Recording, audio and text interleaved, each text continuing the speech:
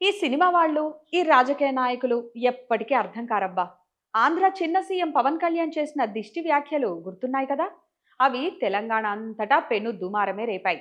దీంతో తెలంగాణ బాధను భుజానికెత్తుకున్న మంత్రి కోమటిరెడ్డి వెంకటరెడ్డి 3 రోజుల క్రితం పవన్ కళ్యాణ్ కు వార్నింగ్ ఇచ్చారు. వెంటనే క్షమాపణలు చెప్పకపోతే తెలంగాణలో పవన్ సినిమాలు కూడా రిలీజ్ కానివ్వమని ఊగిపోయారుగా.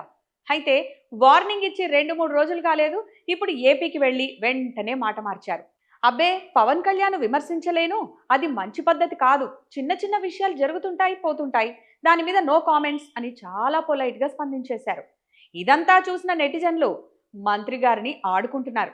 తెలంగాణలో ఒక మాట, ఏపీలో మరో మాట.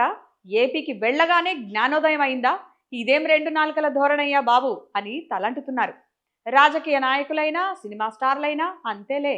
వాళ్ళు చెప్పేదొకటి చేసేదొకటి. మనమే వాటిని పట్టించుకొని తెగ పౌరుషాలకు దిగుతాం. కరెక్టే కదా.